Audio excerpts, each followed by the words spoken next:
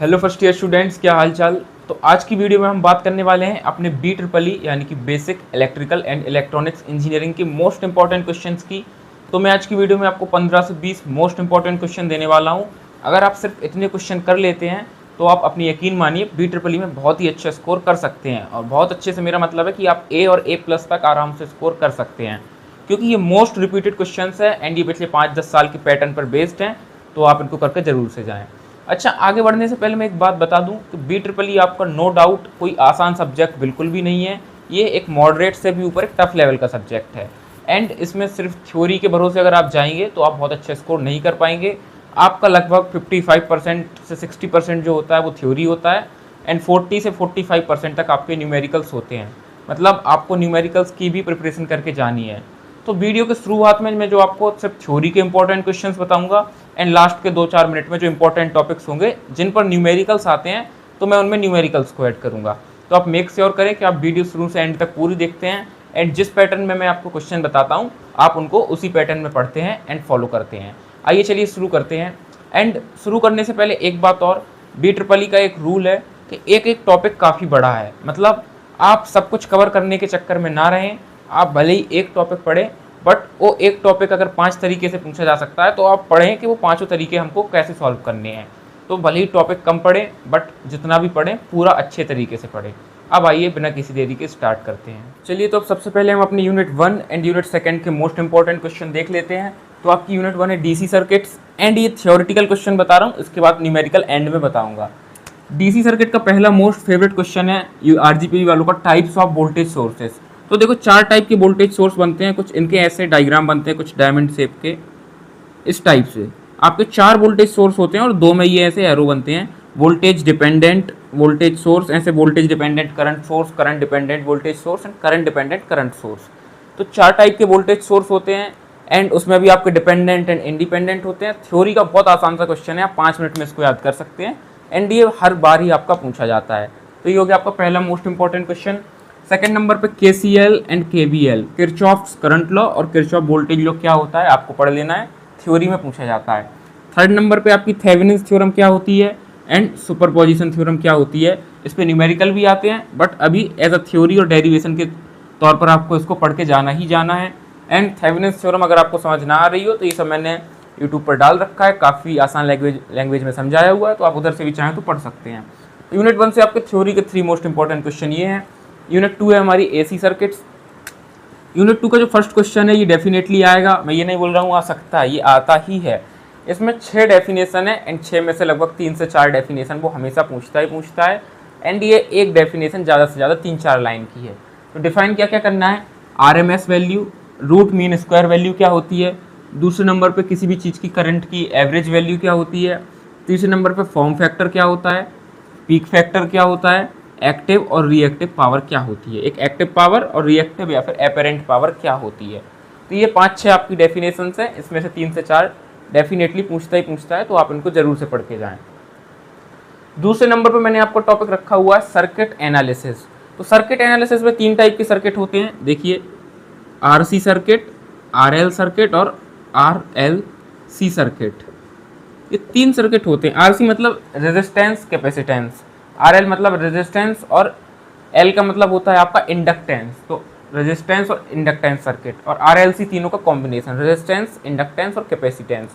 तो ये तीनों सर्किट के कुछ कुछ डिफाइन करने की चीज़ें होती हैं, जैसे कि मैं बोल देता हूँ, इनका फेज एंगल होता है, पावर फैक्टर होता है, एवरेज पावर होती है, इनका इम्पीडेंस कैसे निकालते हैं। ये 3-4 पॉइंट जो मैंने आपको बताए हैं वो आपको पढ़ना है कि circuit RC circuit, RL circuit और RLC सर्किट में हम कैसे निकालते हैं।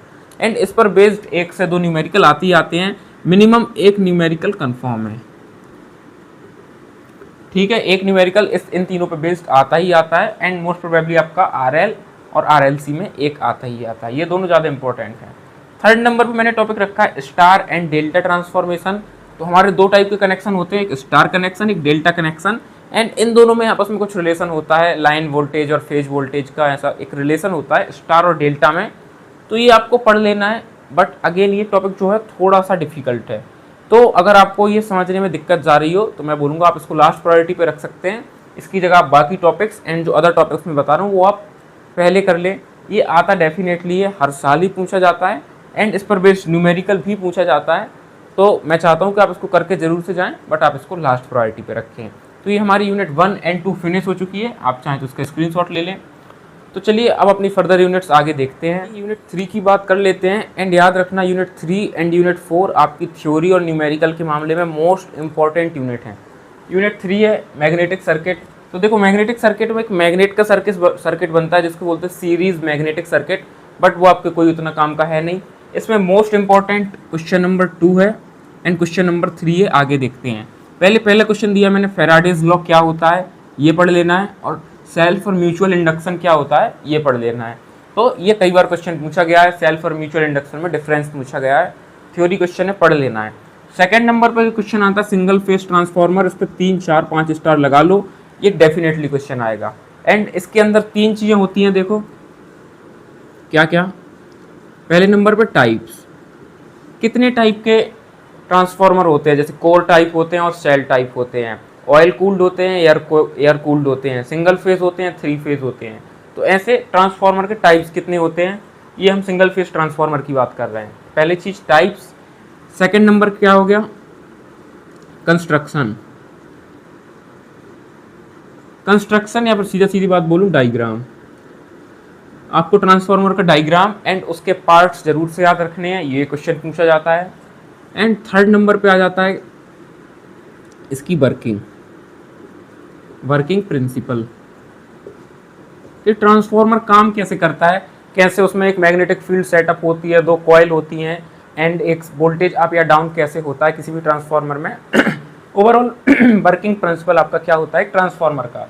तो सिंगल फेज ट्रांसफार्मर में ये जरूर से पढ़ के जाना है, एंड गारंटी के साथ कह रहा हूँ इन 3 में से 2 टॉपिक आपके आते ही आते हैं। तो ये पढ़ के जरूर से जाना है। अब इसके बाद आ जाते हैं थर्ड पे, ये भी most important, one of the important topic है आपका open and short circuit test. Open circuit test और शॉर्ट सर्किट टेस्ट क्या होता है किसी ट्रांसफार्मर का, उसके लिए कुछ ईएमएफ इक्वेशन भी बनती हैं। तो आपको ईएमएफ इक्वेशन याद करनी है, टेस्ट याद करना है, एंड इस टेस्ट पर बेस्ड कुछ न्यूमेरिकल्स जरूर से बनते हैं, तो न्यूमेरिकल्स भी देख के जाने हैं। तो ये हो गया हमारा open and short circuit test और सिंगल फेज ट्रांसफार्मर, जरूर से पढ़ के जाना। 2 से 3 क्वेश्चन अकेले आपको इन 2 टॉपिक्स पर देखने को मिलेंगे ही मिलेंगे। अब आ जाते हैं हम अपनी यूनिट नंबर 4 पर, आप इसका चाहे तो स्क्रीनशॉट ले लें। चलिए तो यूनिट 4 की बात कर लेते हैं। एंड आप सही देख रहे हैं, यूनिट 4 में मैंने सिर्फ और सिर्फ 2 क्वेश्चन ही रखे हैं, एंड आप इन 2 क्वेश्चन के बेस पर ही 14 मार्क्स आराम से सिक्योर कर सकते हैं। 3 फेज इंडक्शन मोटर क्या होता है, इसको बहुत अच्छे से पढ़ के जाना है, डायग्राम, कंस्ट्रक्शन, वर्किंग सब कुछ। एंड सेकेंड नंबर पर डीसी मोटर, आपको डीसी मोटर कैसे काम करता है। तो 3 phase induction motor, DC motor, इन दोनों मोटर में क्या पढ़ के जाना है, बल्कि 3 मोटर होते हैं, तीसरा भी बता देता हूँ। इन तीनों मोटर में आपको क्या क्या पढ़ के जाना है। तो सबसे पहले इनका कंस्ट्रक्शन, पहले पॉइंट पे। दूसरे नंबर पे इनकी वर्किंग, ये काम कैसे करते हैं, वर्किंग प्रिंसिपल। और तीसरे नंबर पे इसकी ईएमएफ इक्वेशन। अगर आप ये तीनों पढ़ के जाते हैं तो यकीन मानिए 14 मार्क्स आपके बिल्कुल कंफर्म है इस यूनिट से। एक इसका थ्योरी पूछेगा, एक न्यूमेरिकल पूछेगा। थ्योरी देखो आपका कंस्ट्रक्शन और वर्किंग प्रिंसिपल पे आ जाएगा, और ईएमएफ इक्वेशन जो इसकी बनती है उससे बेस्ड पे आपका क्या होगा, न्यूमेरिकल आ जाएगा। तो ये 2 मोटर में से एक मोटर कंफर्म है, मान के चलिए, आपको डेफिनेटली पेपर में देखने को मिलेगा, ये मैं बोल रहा हूँ। एंड थर्ड नंबर पे अगर आप ये पढ़ लें, आपको ये समझ में आ जाते हैं, तो एक आपका मोटर होता है सिंक्रोनस मोटर, SYNCH। तो आप सिंक्रोनस मोटर भी बन सकते हैं, इसको पढ़ सकते हैं, ये भी आसानी है। अगर आपने डीसी मोटर पढ़ लिया और इंडक्शन मोटर पढ़ लिया तो आप सिंक्रोनस भी समझ लेंगे। इसमें एक टर्म होता है RMF, रोटेटिंग मैग्नेटिक फील्ड। तो आपको पढ़ना है रोटेटिंग मैग्नेटिक फील्ड क्या होती है, कैसे सिंक्रोनस मोटर में सेटअप होती है, एंड कैसे ये वर्क करता है। इसका भी अगेन आपको कंस्ट्रक्शन, वर्किंग और ईएमएफ इक्वेशन देखनी है। अगर आप इतना तो देख लेते हैं तो 14 मार्क्स आपके कहीं नहीं जा रहे। 3 phase induction motor, DC motor, और हो सके तो सिंक्रोनस मोटर। अब चलिए अपनी लास्ट यूनिट नंबर 5 को भी देख लेते हैं। चलिए तो अब आपकी यूनिट 5 देख रहे हैं। यूनिट 5 काफ़ी थियोरेटिकल यूनिट है, या फिर यूँ बोले तो रटने वाली यूनिट है सीधे सीधे। पहला आपका जो क्वेश्चन है नंबर सिस्टम कन्वर्जन, ये पूछा जाता है। आपके 4 होते हैं नंबर सिस्टम, देखिए मैं इधर लिख भी देता हूँ। पहला होता है बाइनरी, आपने पढ़ भी रखे होंगे। सेकेंड नंबर पे डेसिमल, थर्ड पे ऑक्टल, एंड फोर्थ पे हेक्साडेसिमल। ये 4 नंबर सिस्टम होते हैं, इनको आपस में कन्वर्ट कैसे करते हैं इस पर बेस्ड एक न्यूमेरिकल आता है, तो आपको ये चारों नंबर सिस्टम पढ़ के जाने हैं। सेकंड नंबर पे लॉजिक गेट्स, आपके और एंड नॉर नैंड जो ये सब गेट होते हैं, लॉजिक गेट्स पढ़ के जाना है। एंड एक बकवास सी 2 लाइन की थ्योरम है, डी मॉर्गन थ्योरम, इसको पढ़ के जाना है। थर्ड है आपका पीएन जंक्शन, हमेशा से ही पढ़ रहे हैं, हर सब्जेक्ट में पढ़ रहे हैं, आपने इंजीनियरिंग फिजिक्स में भी पढ़ रखा होगा कि आपका पीएन जंक्शन डायोड क्या होता है एंड उसके वीआई कैरेक्टरिस्टिक्स का एक जो ग्राफ बनता है, तो पढ़ के जाना है PN junction diode and it's VI characteristics. Fourth number पे आता है आपका आरएस और जे के फ्लिप फ्लॉप्स क्या होते हैं, तो थोड़ा सा ये नई चीज़ है, रटने वाली चीज़ हो जाएगी। फ्लिप फ्लॉप क्या होता है and specially RS and J K flip flop क्या होता है, इसमें आपको इसका मेन चीज़ डायग्राम पढ़ के जाना है। अगर आपको बोनस मार्क्स और चाहिए या कुछ और प्रिपरेशन के लिए क्वेश्चन चाहिए इस यूनिट से, तो एक टॉपिक आ जाता है, आपको मैं इधर लिख देता हूँ, half and full adder circuit.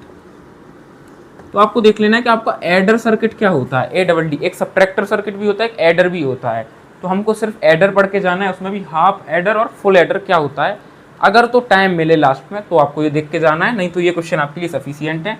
RS, J K flip flop, PN junction, logic gate and number system conversion. तो हमने अपने लगभग थ्योरेटिकल पार्ट पूरा कवर कर लिया एंड इसमें मैंने आपको न्यूमेरिकल भी बता दिए हैं, बट क्योंकि BEE में आपके न्यूमेरिकल काफ़ी ज़्यादा आते हैं, मैं बता चुका हूँ, तो अलग से मैं आपको लास्ट में बता देता हूँ कि किन किन टॉपिक में आपको मोस्ट स्कोरिंग न्यूमेरिकल देखने को मिलेंगे, तो ये टॉपिक भी आप जरूर से करके जाएं। मोस्ट इंपॉर्टेंट न्यूमेरिकल्स देख सकते हैं, मैंने वैसे आपके सामने लिख दिए हैं, तो आप इधर से देख सकते हैं। यूनिट 1 में आपका मैश एंड नोड एनालिसिस में से एक न्यूमेरिकल डेफिनेटली आएगा। एंड स्टार्टिंग में जैसे आपको थेवेनिन्स एंड सुपरपोजिशन थ्योरम बताई थी, तो एक सुपरपोजिशन का भी अक्सर न्यूमेरिकल देखा जाता है। यूनिट 2 में पावर कैलकुलेट करने के लिए जरूर क्वेश्चन आता है, बहुत छोटा सा क्वेश्चन आता है कि पावर कितनी किसी भी बल्ब में या कोई भी मशीन में, कोई रॉड दे दी जाएगी आपको, गीजर दे दिया जाएगा, तो पावर कितनी कंज्यूम कर रहा है, तो एक्टिव और रिएक्टिव पावर उसकी पूछ ली जाती है एंड पावर फैक्टर पूछ लिया जाता है। थर्ड नंबर पर सीरीज सर्किट प्रॉब्लम, तो मैंने जैसे शुरुआत में बताया था आपको कि आपको आरसी सर्किट, आरएल सर्किट और आरएलसी सर्किट पढ़ के जाना है, तो ये इनसे क्या आता है, इनसे एक न्यूमेरिकल जरूर से आता है एंड इसमें आपको इम्पीडेंस, पावर फैक्टर, फेजेस, ये सब कैलकुलेट करने के लिए दे देते हैं। चौथे नंबर पे आता है स्टार डेल्टा कनेक्शन, मैं इस पर थोड़ा सा एक क्रॉस लगा रहा हूँ, क्रॉस क्यों लगा रहा हूँ, ये आता जरूर है, बार बार बोल रहा हूँ, थोड़ा सा टफ होता है, आप इसको लास्ट प्रायोरिटी पे रखें, बिकॉज इसमें टाइम वेस्ट करेंगे, उससे अदर स्कोरिंग चीज़ें रह जाएंगी। पाँचवें नंबर पे आपका ट्रांसफार्मर, एक न्यूमेरिकल आएगा ही आएगा। शुरुआत में जब ट्रांसफार्मर की मैं इंपॉर्टेंट बता रहा था तभी बोला था आपसे कि आप इसकी EMF equation, open short circuit test पढ़ेंगे तो आपका न्यूमेरिकल भी साथ के साथ कवर हो जाएगा। छठवें नंबर पे जब बोला था AC/DC मोटर पढ़ेंगे तो आपकी कुछ इक्वेशंस होती हैं मोटर की, कंस्ट्रक्शन पढ़ना है, मतलब डायग्राम पढ़ना है। सेकंड नंबर पे वर्किंग, मतलब थ्योरी पढ़नी है। थर्ड नंबर पे EMF इक्वेशन या कुछ इक्वेशन होती हैं वो पढ़नी है, उसका मतलब आपका ये न्यूमेरिकल कवर अप हो जाएगा। बट मैंने अलग से मोस्ट इंपॉर्टेंट टॉपिक है इसलिए इनको लिखकर दिखा दिया है। तो वेल, आज की वीडियो में इतना ही था। मैं होप करता हूँ आपको वीडियो समझ आई होगी। वीडियो समझ आई हो तो वीडियो को लाइक जरूर से करें एंड इसी तरीके के और कंटेंट के लिए चैनल को सब्सक्राइब जरूर से करें। मैं मिलता हूँ नेक्स्ट वीडियो में, तब तक के लिए बाय।